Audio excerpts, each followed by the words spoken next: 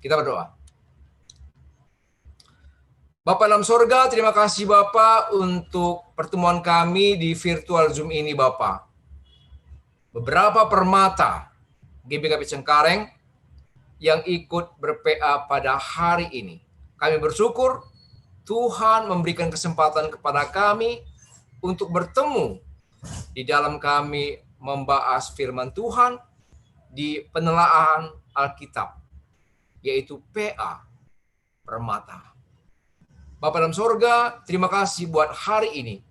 Dari pagi, siang, sampai sore hari ini, semua ini berkat Tuhan yang masih tetap kami rasakan sampai detik ini. Terima kasih Bapa untuk penyertaan Tuhan, untuk nafas hidup, untuk kesehatan, sukacita, damai sejahtera yang Tuhan berikan kepada kami. Untuk itu Bapa, kami mau duduk diam di depan kaki Tuhan untuk mendengarkan firman Tuhan lewat pemberitaan firman Tuhan, lewat PA kami. Terima kasih Bapa. Terima kasih Tuhan Yesus. Hadirlah di tengah-tengah Zoom kami ini Bapa.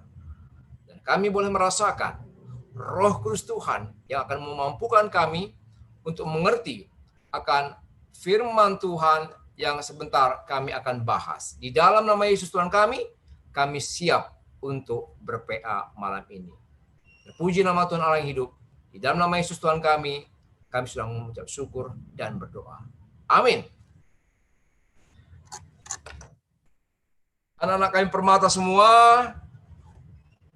tema kita pada hari ini saya di-share oleh Seksindu, Pertua Bapak Abi, dari bahan PA kita 1 Tesalonika 5 ayat 16 sampai 22. Suara saya jelas? Jelas Kak Claudia, jelas suara saya? Bisa ditangkap? Jelas, ya bisa. Oke, kita lanjut ya. 1 Tesalonika 5 ayat 16 sampai dengan 22, demikian firman Tuhan. Bersukacitalah senantiasa, tetaplah berdoa, mengucap syukurlah dalam segala hal, sebab itulah yang dikehendaki Allah di dalam Kristus Yesus bagi kamu. Janganlah padamkan roh, dan janganlah anggap rendah nubuat-nubuat. Ujilah segala sesuatu dan peganglah yang baik. Jauhkanlah dirimu dari segala jenis kejahatan. Tema kita adalah tetaplah bersyukur. Ya, tadi saya senang sekali ada sharing, tapi mau saya apa dulu? Shalom semua. Coba hidupkan moodnya. Shalom. Shalom semua. Shalom, Oke, baik. Tutup kembali ya, moodnya ya. Nah, nats ini adalah surat dari Rasul Paulus kepada jemaat di Tesalonika. Karena kita ber-PA, berarti kita mau membahas, menelaah, kalau istilahnya membedah.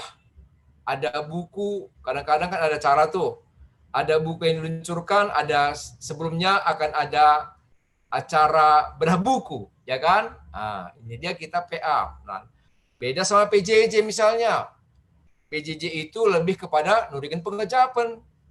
Tapi kalau PA Mamre, PA Moria, PA Zaitun, PA Permata itu sama saja, yaitu membahas firman, ayat-ayat demi ayat itu saja, mengupas istilahnya ya, supaya kita lebih paham akan firman Tuhan ini. Ya, 1 Tesalonika 5 ayat 16 sampai 22 tadi temanya tetaplah bersyukur.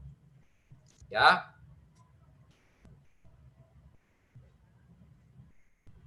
Diawali dengan ayat 16, bersukacitalah senantiasa.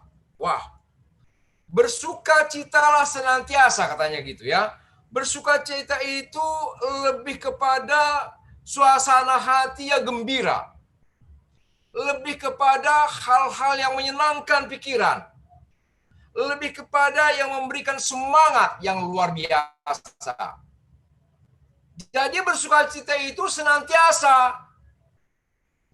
Selalu lalap, ralap, silalap, bahasa Karona. Jadi nggak putus-putusnya bersukacitalah. Karena selain dari di 2 Tesalonika 1 Tesalonika ayat 16 tadi, ada juga firman Tuhan mengatakan bahwa dalam Amsal 17 ayat 22 mengatakan hati yang gembira adalah obat. Ya, mari kita bahas sedikit ini. Ya, selama pandemi ini, ya sepertinya saya sudah 2 kali ya. Tahun 2020 kemarin sekali. Kalau nggak salah bulan 8 atau bulan 9 gitu ya. Nah, baru yang kedua tahun 2021 ini saya membimbing PA Permata. Nah, kembali kepada ayat yang tadi, ya, bersukacita senantiasa. Selama pandemi ini, ya, kalau kita perhatikan, kayaknya kembali kita diingatkan, kembali kita digugah, kembali kita harus mempertahankan bahwa hati gembira itu adalah betul-betul obat. Apalagi situasi pandemi seperti ini. Banyak sekali cara-cara orang saat ini mempertahankan, mencari sukacita dan kegembiraan. Caranya seperti apa? Ya, baik, itu kelihatan sekali lewat medsos ya. Medsos ada yang ya bernyanyi, yang tidak pernah bernyanyi, yang jarang-jarang bernyanyi jadi penyanyi dadakan. Ya, bermusik, yang tadinya mungkin belajar gitar bisa A, C, D, G, ini sudah lebih lagi mencari bagaimana kunci-kunci lain. Ya, E minor seperti apa, ya, G minor seperti apa. Nah, belajarlah tuh, ya kan? Banyak orang begitu. Supaya apa? Supaya dia bisa bernyanyi, supaya lebih dalam pemahaman musiknya. Kemudian nyanyilah dia. Ya, nyanyilah dia, kemudian diupload, langsung diposting, kemudian sebar Facebook atau sebar di IG. Wah, luar biasa. Nah, anak-anak Permata semua, selain itu banyak juga orang bagaimana supaya hatinya senang. Ya kan? Selama ini mungkin nggak ada waktu ya. Sekarang kan banyak yang WFH nih. Ya, bekerja di rumah, ataupun kalian yang sekolah, mahasiswa, masih belajar daring. Nah, selama daring ini, selama di rumah, yang tadinya nggak hobi berkebun, tiba-tiba timbul hobi berkebun. Ya kan?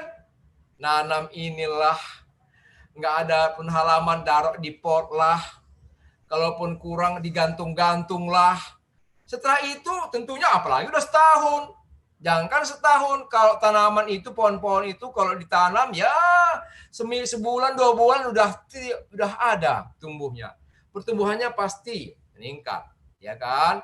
Timbullah daunnya yang hijau, kemudian berbungalah dia, warna-warni yang menarik.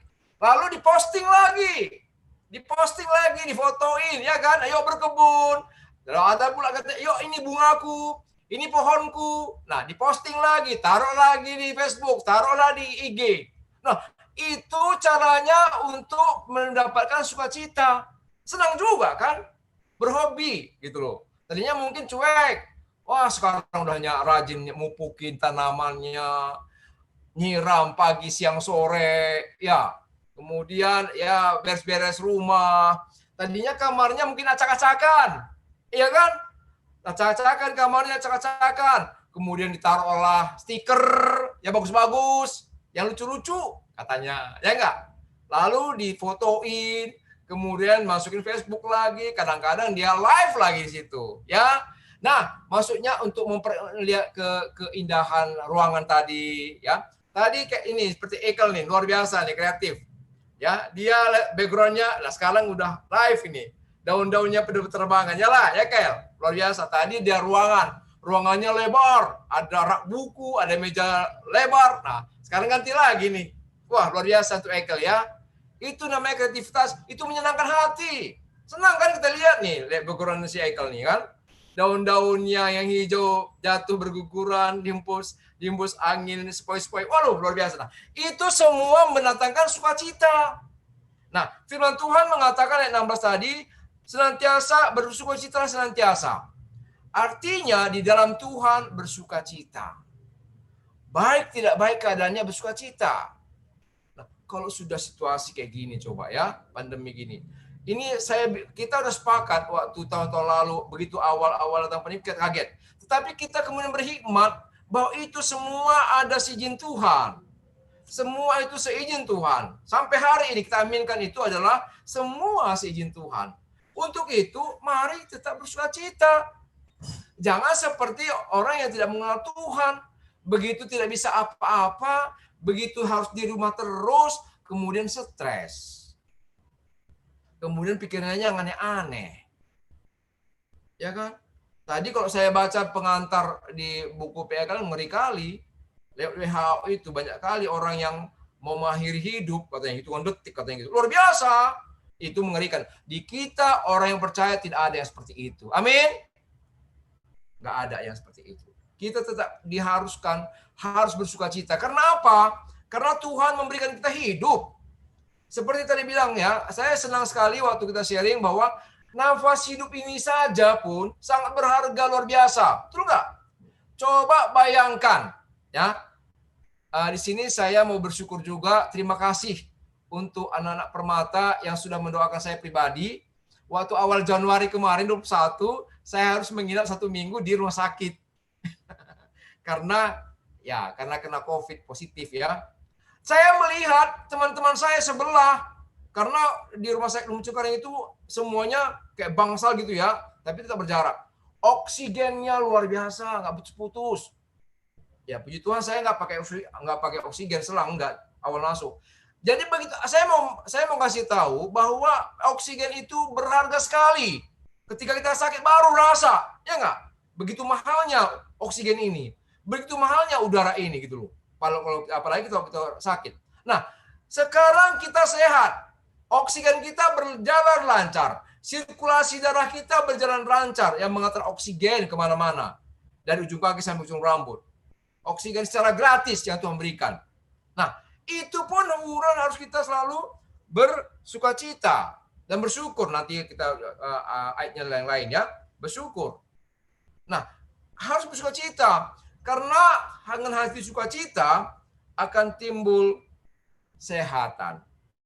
Jujur waktu saya selama 6 hari di rumah sakit, saya selalu bernyanyi, apalagi memang kalau saya kan suka bernyanyi nih, walaupun suara nggak bagus, suka pernah taruh di Facebook lah, apalah, saya ulang-ulangi lagi tuh. Suara saya, ya.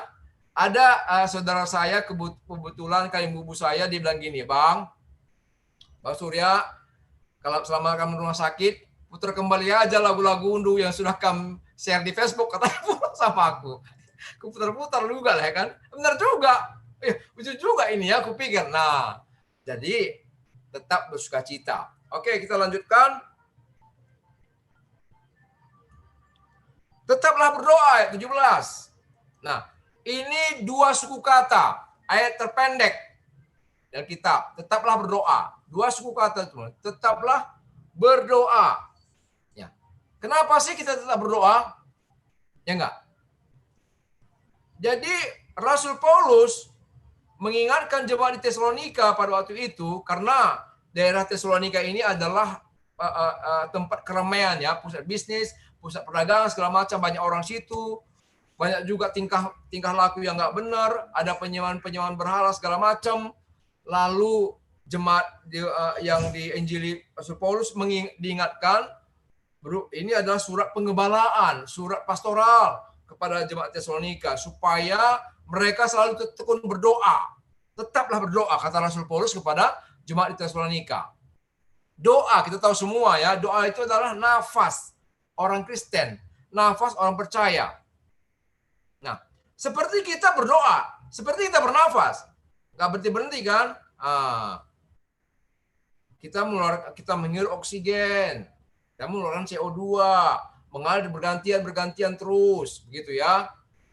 Itu nafas. Kalau nggak bernafas, kalau susah bernafas, makanya saya bilang tadi harus bantu, ya, harus dibantu ventilator untuk nafas buatan, untuk bernafas. Nah, jadi begitu pentingnya nafas. Nah, Doa itu pun seperti itu. Tetaplah berdoa katanya gitu. Jadi tetap ini pun selalu berdoa. Berapa kali kita berdoa? Saya mau tanya dulu. Ya, berapa kali kita berdoa, Ripka? Rika berapa kali berdoa? Berdoa pagi, siang, malam ya? Malam, Pak, benar. Oke. 3. Iya. Kasih. Oke, Ya. berapa kali kita berdoa? Ya, Dies. Setiap saat. Dia sekarang berdoa berapa kali sehari? Setiap saat. Setiap saat, luar biasa. Bagus. Ya, Feby berapa kali berdoa, Feby? Pagi mau berangkat kerja, makan sama mau tidur. Oke. Jujur ya. Satria, ini Satria mau tidur apa? Satria berapa kali kamu berdoa, anak? Paling 2 kali pertua. 2 kali. Nah, Kapan saja itu? berangkat kerja sama doain orang tua, udah itu aja. Oke. Kalau makan jarang. Feby berapa kali berdoa, Feb? Sorry. Lady. Mau bilang Feby Lady. Lady Feby. Ya, Lady berapa kali berdoa, Lady? Ya, mau ngelakuin sesuatu. Oke, makasih. Winda berapa kali?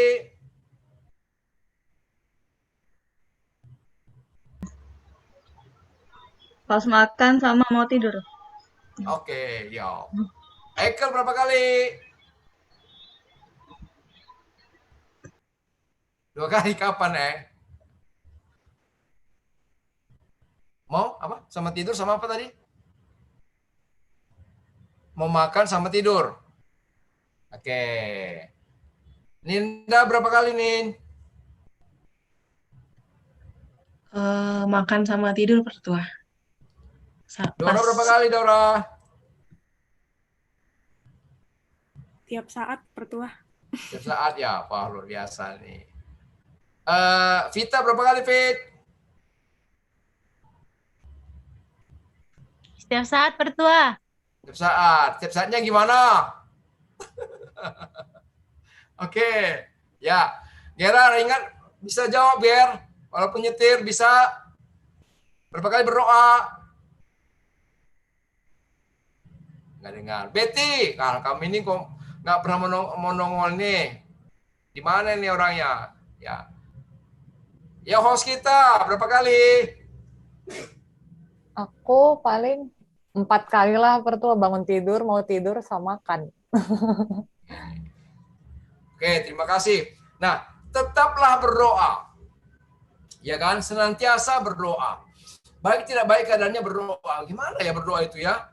Memang dibilang berdoa, di Matius katakan, kuncilah kamarmu, jangan kelihatan orang, itu kan?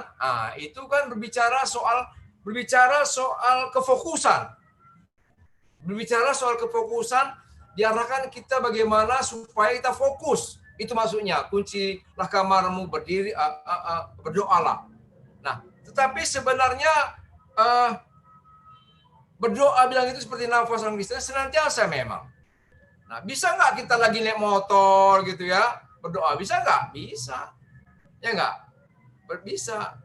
Berdoa bukan berarti kita harus tutup mata, lipat tangan, kemudian duduk manis. Oke, itu bagus. Ya. Jadi setiap saat berdoa. Ya kan? Mungkin kalau kita kunci kamar dan seperti yang Yesus ajarkan, dia ke tempat yang pagi-pagi dia mengasingkan diri, kemudian tempat yang sunyi, itu berbicara lebih kepada fokus dia. Berbincang-bincang dengan Bapa di sorga. Ya kan? Tetapi lebih pada itu kita berdoa itu adalah berkata-kata kan sama Tuhan kan? Baik tidak baik keadaannya. Baik tidak baik keadaannya gimana? Ya kan?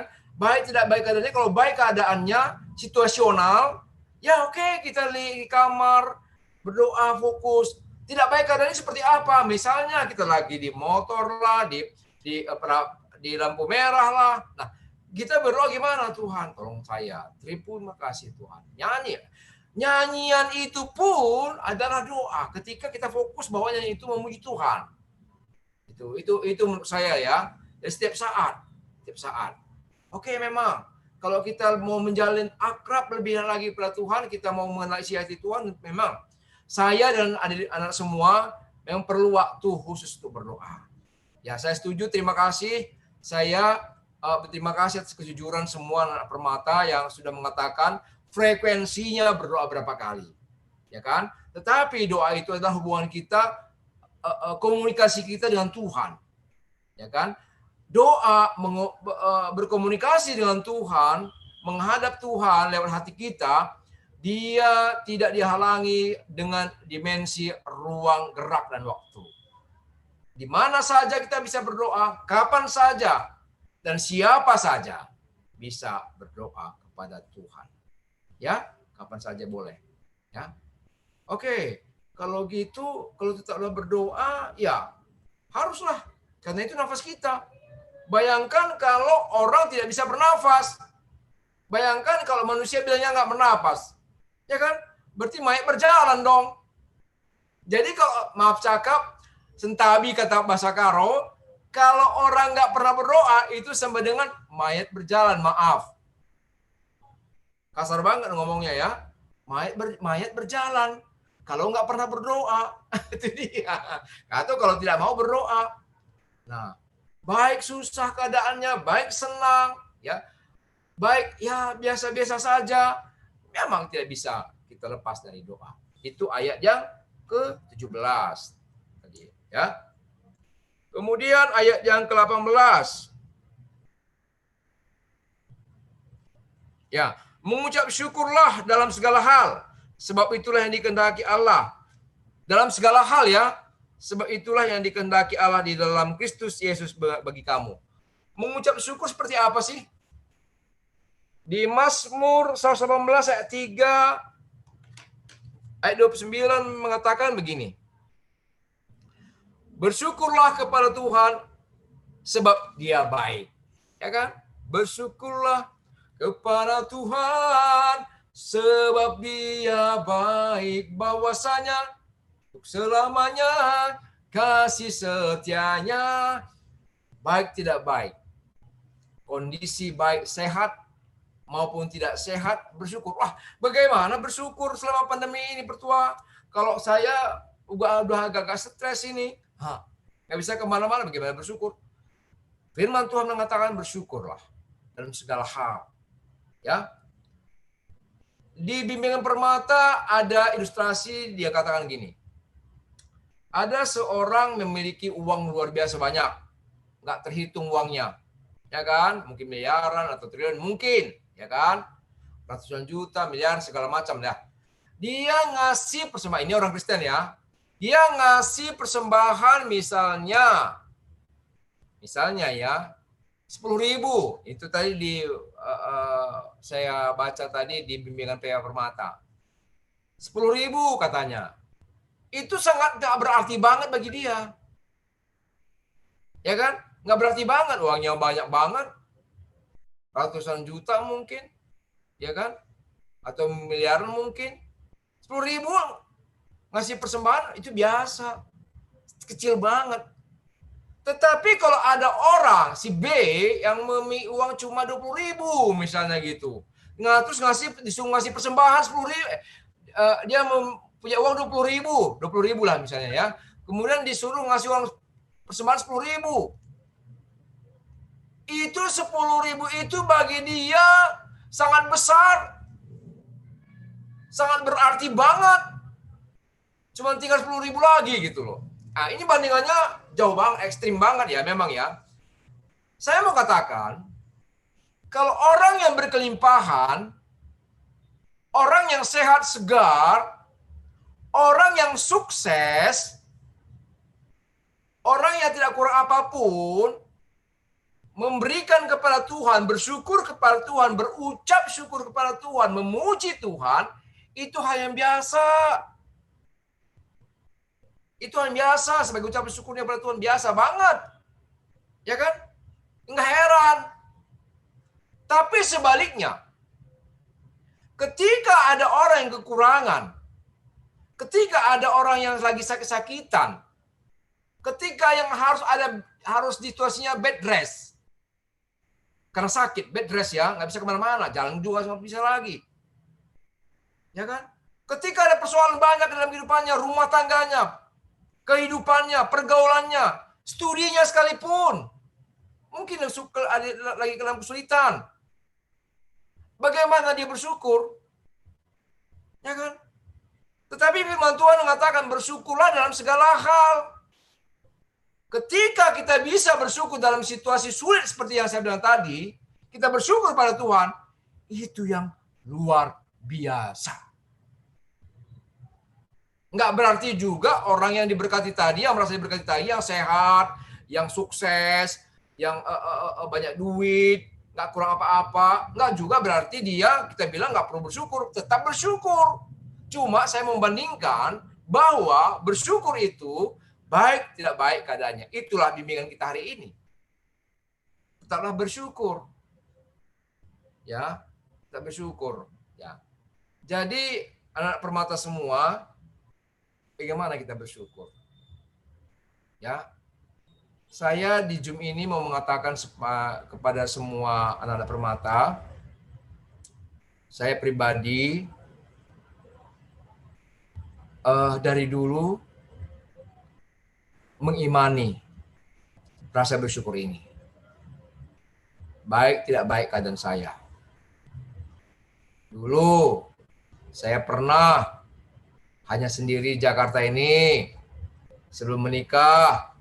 Waktu saya sekolah dulu, ya kan, dengan situasi yang dulu tuh beda dengan kalian semua. Tahun 84, saya ke Jawa ini, Pulau Jawa ini, dapat WSL, seminggu baru nyampe. Seminggu baru nyampe. Tapi Tuhan punya cara semua. Saya bergabung sama teman-teman, ngekos rame-rame.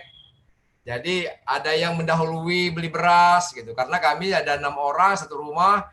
Ada bibi pembantu yang masak itu buat kami untuk mahasiswa dulu semua satu rumah. Ada yang teman mendahului. Nanti begitu datang WSL seminggu, kemudian Pak Tuti dibayar. Jadi ganti-gantian tuh Pantin, jadi ganti-gantian gitu loh, bantu-membantu. Bersyukur nggak? Bersyukur. Beda sama sekarang. Saya nggak mau bilang dulu sama sekarang itu harus sama, enggak. Perkembangan teknologi canggih, perkembangan manusia-manusia yang semakin meningkat SDM-nya, sekarang luar biasa. Tinggal bagaimana bersyukur kepada Tuhan, gitu loh, ya kan?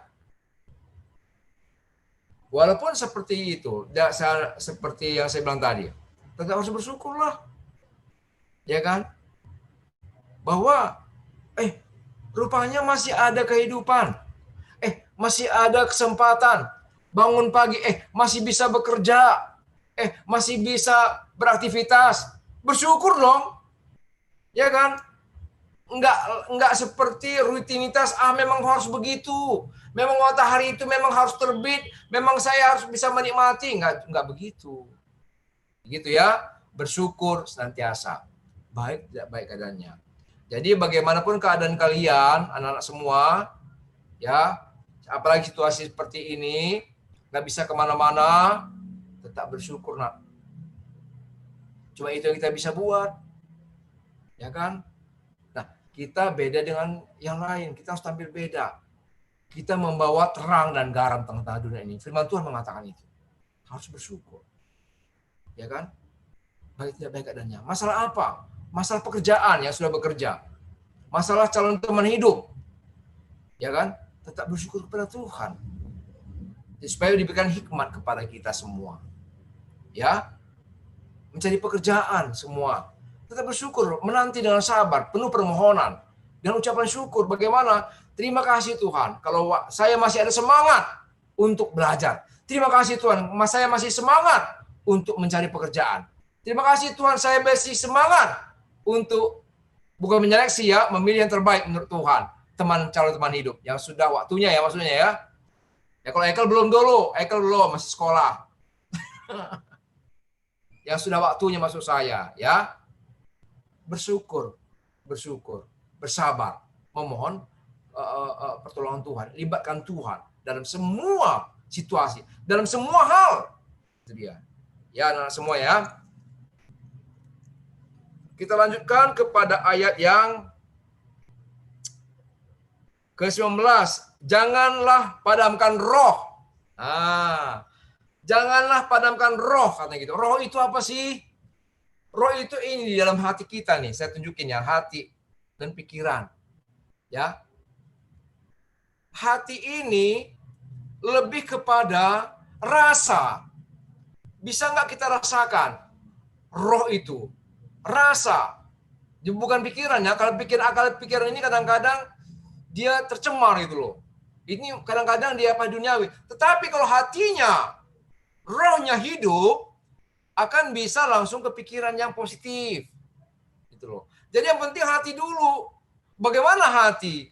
Roh. Kita merasakan roh Allah dalam kehidupan kita. Kita mempersilahkan roh kudus Tuhan. Ya, caranya buktinya bagaimana? Kita merasakan roh itu. Ya, kita diberikan semangat. Ada semangat. Seperti saat ini ya.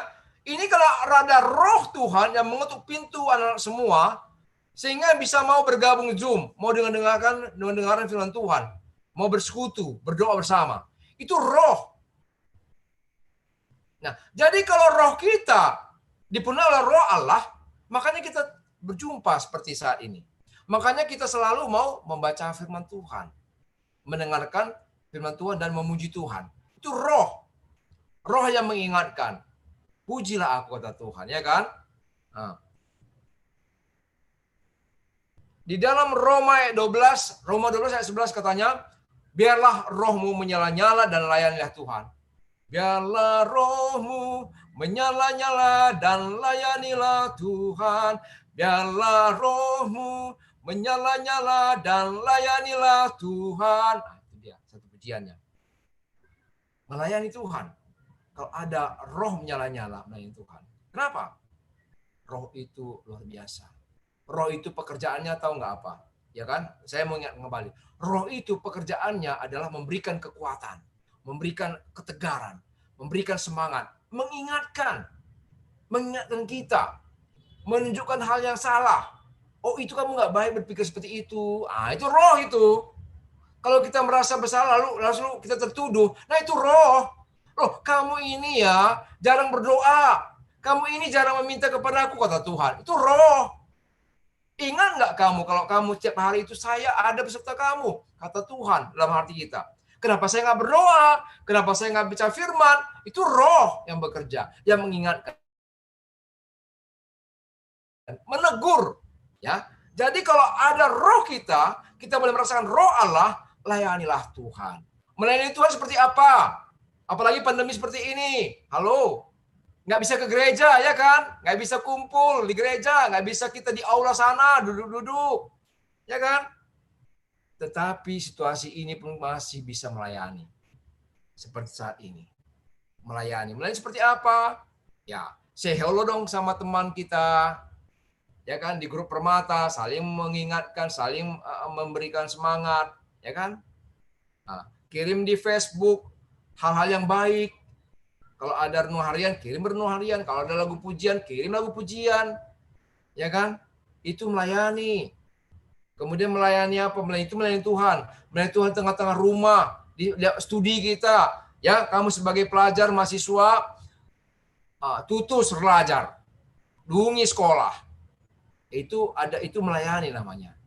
Jadi, nggak percuma orang tua kita membiayai kita. Ya kan? Nggak percuma orang tua kita memberikan kita support, semangat, itu, biaya segala macam. Itu melayani namanya, melayani untuk diri kita sendiri. Itu melayani. Jadi melayani ini bukan di mimbar saja seperti kami Pertua Diaken Pendeta, ya nggak? Melayani nggak berbicara soal mimbar, nggak melayani nggak berbicara soal menjadi worship leader. Itu bagus, ya. Melayani luas speknya. Ya. Melayani luas sekali. Di tengah-tengah keluarga, menyenangkan orang tua, mengasihi adik kita, itu melayani, mengasihi abang kita, melayani, mengingatkan teman kita, mengajak teman-teman kita. Mungkin selama ini, selama pandemi ini, ada nggak teman-teman kita yang tidak pernah hadir? Ayo, ada nggak teman-teman kita nggak pernah komen di grup? Halo, kenapa? Ada apa? Pernah nggak dicari itu? Ya kan? Carilah. Itu namanya melayani. Ya kan? Mungkin selama situasi pandemi udah nggak bisa apa-apa, udah sangat berkecamuk, udah stres. Ya kan? Ingatkan dia, berikan semangat, cari dia. Kenapa nggak pernah muncul? Ya kan? Itu dia. Itu melayani Tuhan. Oke, kita lanjutkan ke ayat yang ke 20. Dan janganlah anggap rendah nubuat-nubuat. Ya, kalau nubuat-nubuat itu hal-hal yang akan terjadi gitu ya. Nah, kita itu lebih kepada berserah kepada Tuhan lah. Apapun yang terjadi yang akan Tuhan buat next-nya, kita tetap berserah kepada Tuhan. Ya. Nubuat-nubuat itu adalah hal-hal yang belum kita lihat. Tapi kita percayakan kepada Allah bahwa masa depan kita adalah masa depan yang penuh pengharapan. Ya, walaupun kita belum tahu next-nya gimana kehidupan kita, tapi masa depan kita, hidup kita ke depannya adalah masa depan yang penuh pengharapan. Itu saja saya rasa sih. Oke, lanjut ke ayat 21. Ujilah segala sesuatu dan peganglah yang baik. Ya, dalam melakukan sesuatu pun harus kita selektif. Ya, harus selektif. Benar nggak ya yang kubuat ini?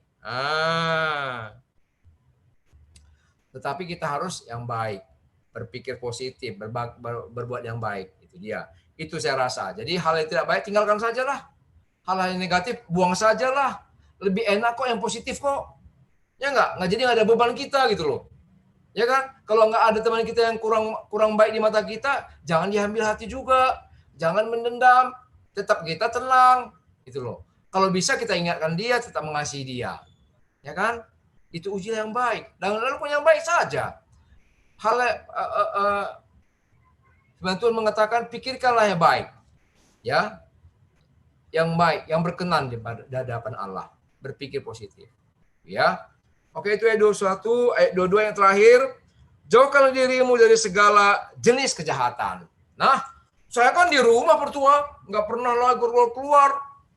Saya kan nggak kemana-mana pertua, mana mungkin saya tercemar oleh kejahatan. Oh, jangan salah. Halo, di handphone ini banyak kali kejahatan loh. Di tangan kita, di genggaman kita banyak ini kejahatan loh. Ya, salah satu contoh. Jadi jauhkanlah kejahatan. Ngapain juga kita ikut-ikut membuli teman, membuli orang walaupun tidak kenal, ikut komen, ikut campur gitu loh.